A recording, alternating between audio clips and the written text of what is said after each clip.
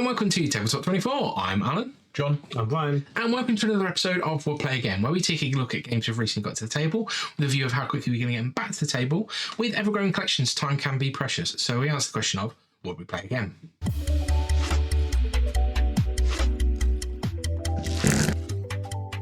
Today we have Zaberias in front of us, which is a tribal combat game, where we're playing one of several factions competing to rule the land of Zaberias.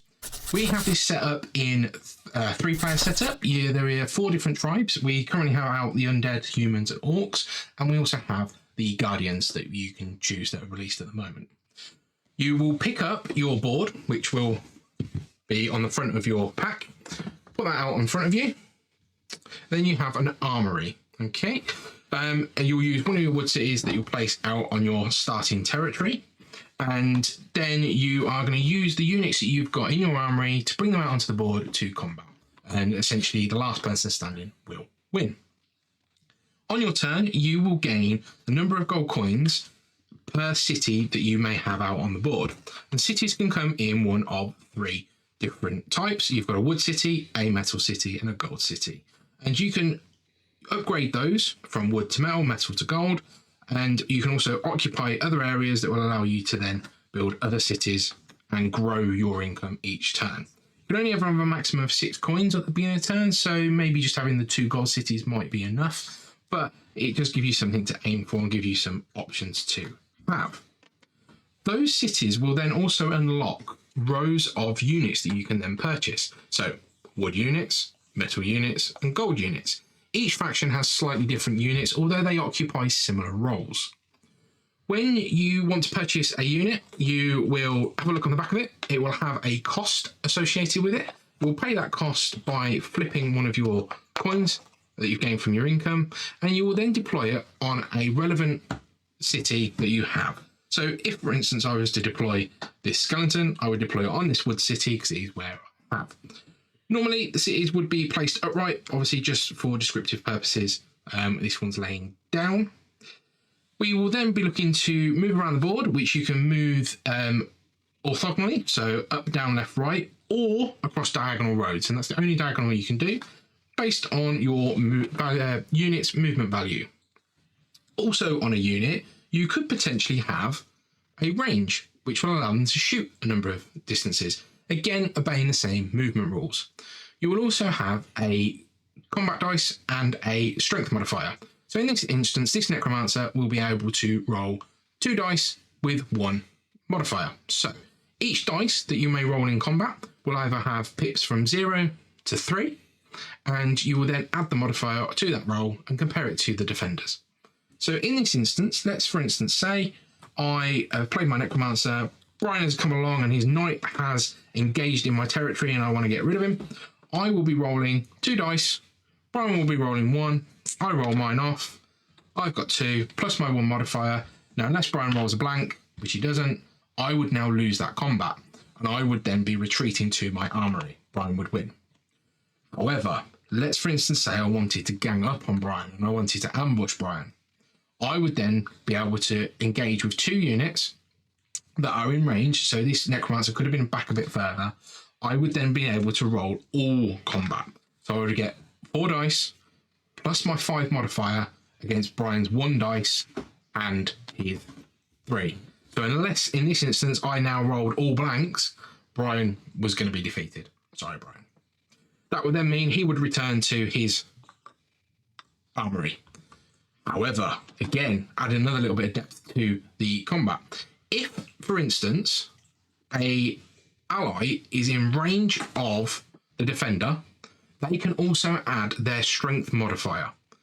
So again, the odds are still stacked against Brian in this combat, but he would have a 4 base strength modifier plus 1 dice. You don't get the dice from the extra bear defender, but you do get their strength. So that definitely comes into play when you're using some of these stronger units that can help you in combat. Again, the risk with this though is if I, for whatever reason in that instance, had managed to roll all blanks and Brian had managed to beat my strength of 5, I would lose both of my units. So you have to be very careful on how you do that. There are a few other points on the board that are of interest. You've got multiple cities for different people, but you will only start with one. You've got some water obstacles that you're going to find to have to navigate. You've got a gold mine on each board, which if you occupy that mine, you will then get an additional gold each turn. And that applies to if I occupied Brian's mine or John's mine. And then you also have the Power Stone. If you occupy this, all of your units gain +1 strength. So if Brian had got there earlier in the game, and he could be on my Power Stone or his own, he would then get an extra buff from that. If you occupy more than one Power Stone, you get the benefit. So in this instance, this knight would now have the +2 benefit from here. Okay, so occupying some of those is going to be very key to how you win your combats. Lastly, we will have the portal on each board, which allows you to move through the portals and navigate all of the areas a little bit more easily. Really comes into play when you've got the 4-player boards in front of us. We're going to keep going through the combat, keep beating each other up until there is nobody else is standing and you're the last left, and you are the victorious tribe that has conquered all of Zaberias. So first up, we're going to talk about the concepts and the factions that we've got in front of us. So I think the concept of the game is with the different tribes coming in a self-contained board. Brian's going to bring this one off screen. So we've got the Guardians here. Obviously, this is how you would normally receive one of the factions. I think the majority of times I've seen this sold as bundles of 4 because normally you'd want to play it with more than 2 players. But you could just potentially pick up one board, one faction, and just play it from there. Just pick up 2 and play against your friend.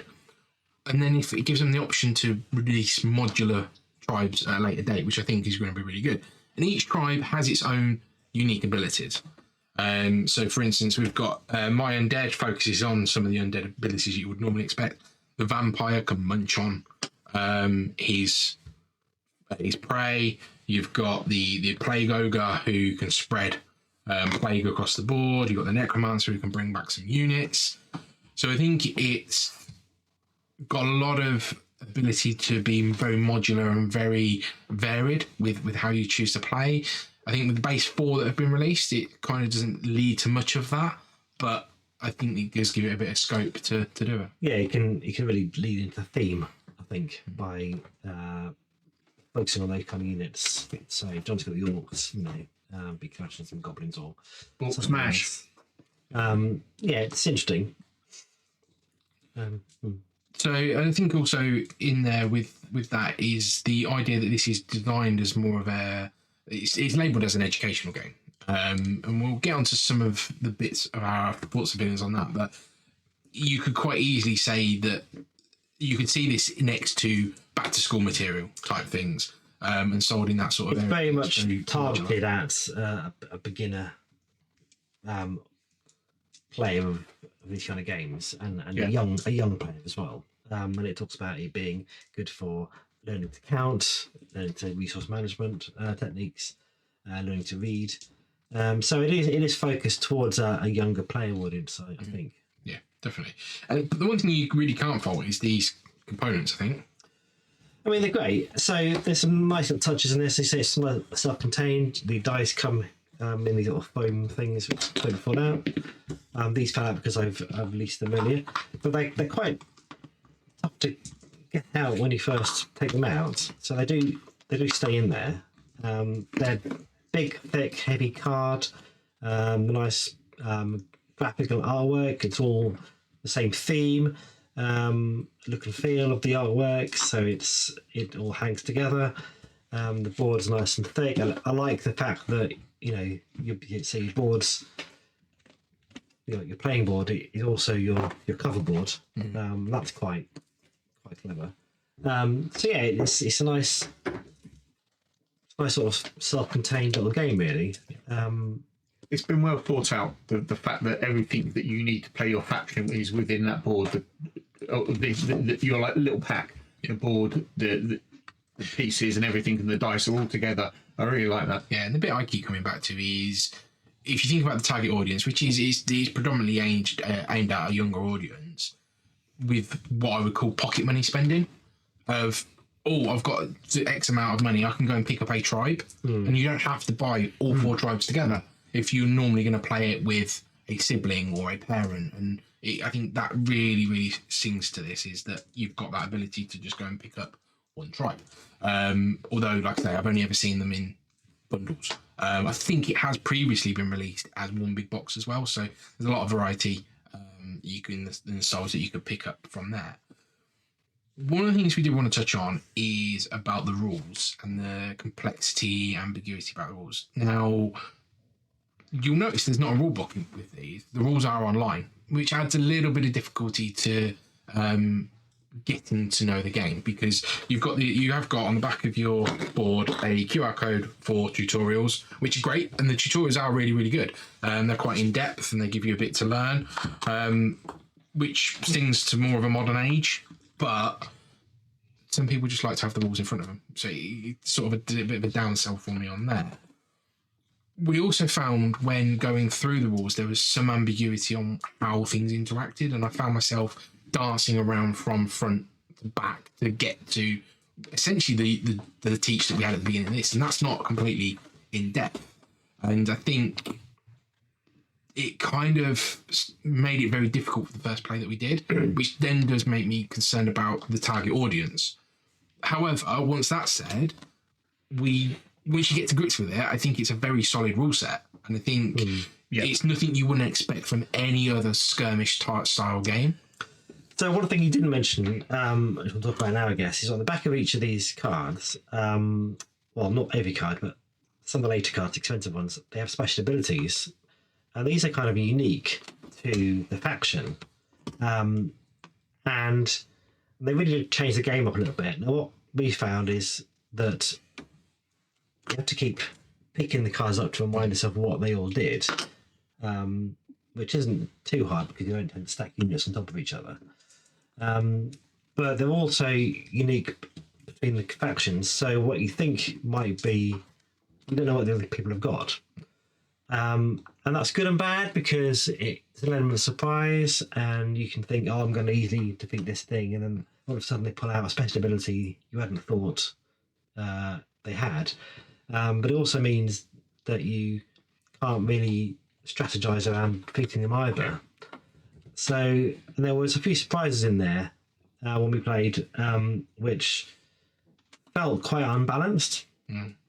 My vampire. The vampire, when it defeats a foe, it basically puts the foe underneath it, and that means they don't go back to your board, so you can't buy them out again. Yeah, and also it adds their base strength to them. So if I, for instance, manage to beat this knight, I'm now a 7 with 2 dice roll. Now the ninja is very similar kind of power, but instead of keeping having their base strength together, he just rolls an extra die, which isn't necessarily as good. No. And I think one of the orcs has got a similar thing. Yeah, movement. Yes, and there is a power here. I think it's the rhino. Tramples over wood and metal, killing units instantly. So it does kind of wipe out the vampire, but it's getting that out and making sure that you can play it and get it to actually trample over them.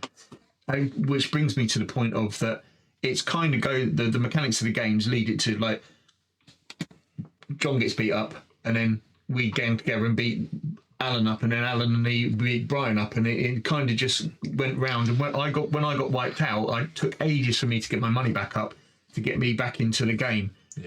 So in terms of that, the symbol, the length of gameplay, the symbol is an infinite number. I think that stands for 2 things. One, the game can go on for a long time with actually out any resolution, and 2, your turn is over when you decide it's over. You can spend as much money as you want or as little as you want. You can put as many resources out or move as many as you want or not, and that's up to you. So the infinite sign sort of sums 2 things up. Yeah, another thing we found is that because let's say you defeat an item, a unit, next round you do, you can just create it again, move it straight back to where it was. So it feels like, okay, you've lost a turn. Yeah, there's no cooldown for bringing the monsters back out. They come back out on the next turn if you want to. And there's no There's no limit to how many times you can do that, No. apart from how much money you've got, which is based on how many cities you've got out. So that's again why it can just take as long as it takes. Yeah, I think there is a piece in there that when we played it with 3, which isn't the best number to play any type of war game or skirmish game, because you do find out that if it's a last man standing rule, then somebody's got to gang up on somebody to then make it a and then one player sitting there watching the game for the next 10, 15 minutes, how long it takes. Whereas I think maybe the 2-player version or the 4-player version sings a little bit better, because you kind of sit there and you go, right, 2v2 or 1v1, or the 2v2 then becomes 1v1, and it makes it a little bit nicer, shall I say? But the 3-player game, I think, really did drag on, because it was a case of I took care of most of John's units, but then I needed to deal with Brian because he was getting stronger, and it's kind of like I was fighting a war on 2 fronts at that point. And I know that's the type of game it is, but I think it almost needs that push along that we need to do it. And it You need some kind of timer or a countdown, I think, to what number of turns you have to play it by. If you 1 point, 2 points, 3 points, the first one to 10 points to defeat, you have a victory. Yeah, I think some of the special abilities are quite overpowered as well, so maybe it would be better to move everything down a level. and then sort of try and be a little bit weaken them out. But it is that case of, if everything's broken, is anything broken type thing, in the sense of how strong the units are. But I think, it just happenstance the unit I got, the vampire, I managed to just work my way through, and I had 3 units under it, which is the maximum you can have under it. It had a base score of about 12. 16, I think. It wasn't coming off the board unless I trampled it. Yeah. And I couldn't get the money to get it to trample out, because it was, It kind of sort of So I think if you play the game quite regularly, then you'll recognise these things and learn the tactics against some of the units. But the first few times you're playing it, you can't remember your own units, let alone anybody else's units. You might find it's like, no, I'm having that one this time, no, on that one, and there could be there's nothing wrong with that asynchronous nature of having the baddies. The units or whatever. I don't think that's a bad thing at all, and I think that's actually quite a good thing, because it doesn't, you're not playing the same things and everybody's playing the same things and everybody's knowing. I would like to have seen how much they cost on the front of the board, and then maybe a sum up of the powers on the back of the. That would be quite a good idea. Yeah. Just so you could see what you're doing without having to turn things over all the time. But it's like you say, as a rule set, there's nothing wrong with it at all. Yeah, there is quite a large FAQ document that comes with the rules, which explains some of the Q&A for what happens. So, like with an instance for the vampire, it does stipulate in there that he can only take 3 units under him. The same with the ninja, the same with the orc guy. But that then, to me, distracts from the audience that it's aimed at. If I've got to go and look at an FAQ, I expect that from a war game. I expect that from a long time LCG, not necessarily something that's aimed at. Or I don't know what the age on it is, but let's say 16 and under, they might not get to grips with that straight away, and it might turn them off. So I think what actually the suggestion should be is that there's 2 game modes. The first game mode is literally you play with what's printed on the front. Okay, the units still cost what they cost. You play with what's on the front. And you fight it out there, and I think that would give you a little bit more enjoyment out of it and remove some of that frustration that's with there. And then if you want to, then you can add in the advanced rules and you can look at all the abilities. And unfortunately, I think that means that the game might be slightly misweighted if you was just to ignore the abilities, because some of these bigger costing guys, although they're stronger, they're not necessarily proportionally stronger, so it might misbalance them a bit. But everybody seems to have a 7 strength and a 5 strength, and so I think that levels the playing field a lot more. So that's possibly what I would recommend to start with. The only thing that was in the FAQ that was a little, and this goes back to my ambiguous bit, was there's I think 2 or 3 pages on the dice rules. Okay, so how to roll dice and what type of sort of etiquette of running dice. Yeah, I mean, one of the things that I really latched onto was the fact that they suggest that the attacker rolls first. Great. Most games that I've seen it would suggest that. But they then go on to explain why the attacker rolls first, so that the attacker can't then see the defender's dice and change their mind. And I'm kind of going, this is where that then looks at the game's aimed at a really younger audience that doesn't quite understand that and might try and manipulate what they're doing. It's great that they've given thought to that and potentially taken feedback on board to build that into their rule set. But if you're having to teach somebody how to roll dice and the etiquette of dice rolling, and then you've got all of these player powers that are sitting behind everything, I think It doesn't feel quite right pitched to the right level, does it? Yeah, we spoke about this a few times outside. It's we feel that the game's very much targeted at a younger audience to develop and to educate, and it comes in these blister pack type things that enable sort of engagement and early adoption. Fantastic. But then there's a lot of bits behind the scenes, like some of the complicated abilities, that you sit there and go, actually, is this right? And I think it sort of falls into the middle of both of those, and is missing both of those key points.